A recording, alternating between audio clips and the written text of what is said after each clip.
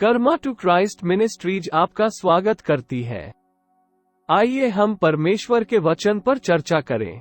आज का वार्तालाप का शीर्षक है, क्या आप समय में पीछे जाना चाहेंगे? आज के बाइबल छंद है यिर्मयाह अध्याय 9 पद 23 और 24। यहोवा यूं कहता है, बुद्धिमान अपनी बुद्धि पर घमंड न करे, न वीर अपनी वीरता पर, न धनी अपने धन पर घमंड करे, परंतु जो घमंड करे वो इसी बात पर घमंड करे कि वह मुझे जानता और समझता है कि मैं ही वो यहोवा हूँ, जो पृथ्वी पर करुणा, न्याय और धर्म के काम करता है, क्योंकि मैं इन्हीं बातों से प्रसन्न रहता हूँ। तथा याकूब अध्याय 3 पद 17। पर जो ज्ञान ऊपर से आता है वह पहले तो पवित्र होता है, फिर मिलनसार, कोमल और मृदु भाव और दया और अच्छे फलों से लदा हुआ और पक्षपात और कपट रहित होता है। तथा याकूब अध्याय 1 पद 5। पर यदि तुम में से किसी को बुद्धि की घटी हो तो परमेश्वर से मांगे, जो बिना उलाहना दिए सबको उदारता से देता है, और उसको दी जाएगी। अगर मैं जीवन के बारे में अब जो कुछ जानता हूँ उसे जानने के लिए लगभग 10 या 20 साल पीछे जा सकता, तो मैं बहुत सारे अनावश्यक संघर्ष और दर्द से बच जाता।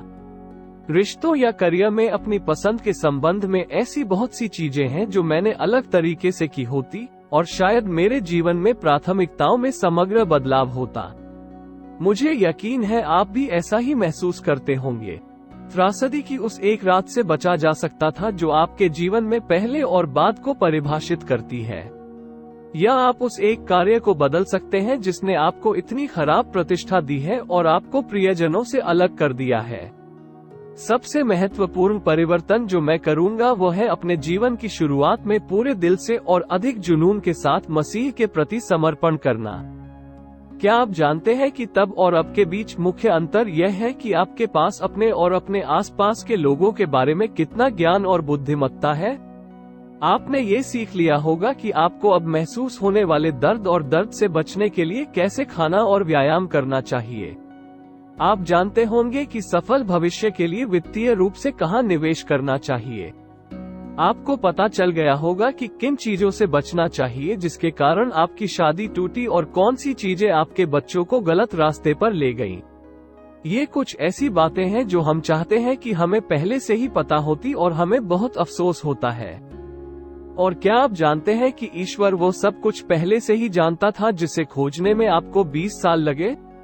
वो सभी चीजें जानता है, हाँ, और यह सब बाइबल में है, और जो कुछ भी नहीं है, पवित्र आत्मा उसे आपके सामने प्रकट करने को तैयार है। मूर्ख मत बनो और परमेश्वर से आज के लिए ज्ञान मांगने से पहले 20 साल और इंतजार मत करो, भले ही आपको लगता हो कि आप ठीक कर रहे हैं। ये बिल्कुल वही गलती है जो आपने कई वर्षों से बार बार की है, यह मानते हुए कि आपकी बुद्धि पर्याप्त है और आप अपने जीवन में यीशु के बिना ठीक रहेंगे।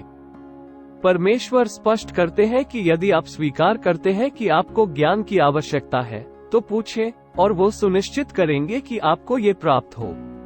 वो इतना शक्तिशाली है कि वो आपके लाभ के लिए आपके विनाशकारी अतीत का भी उपयोग कर सकता है।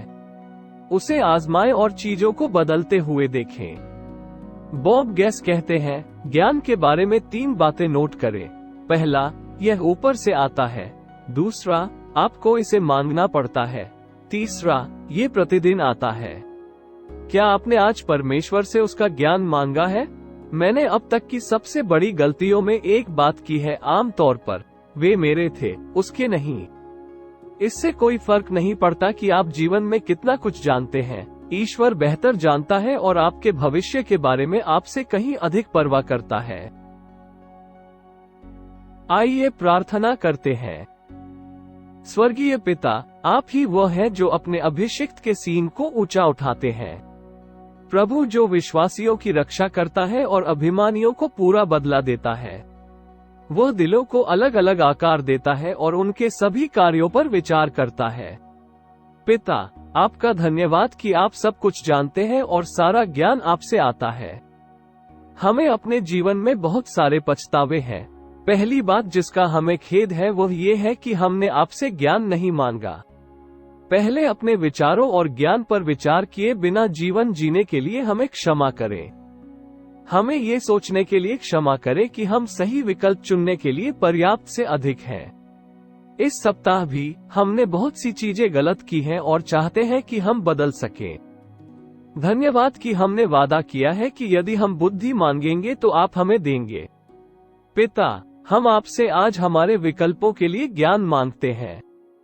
हमें केवल ये दावा करने में मदद करें कि हम आपको, यीशु को, हमारे उद्धारकर्ता के रूप में जानते हैं और आप हमें बुद्धि और ज्ञान देते हैं। हम यीशु के शक्तिशाली नाम में मांगते हैं। आमीन।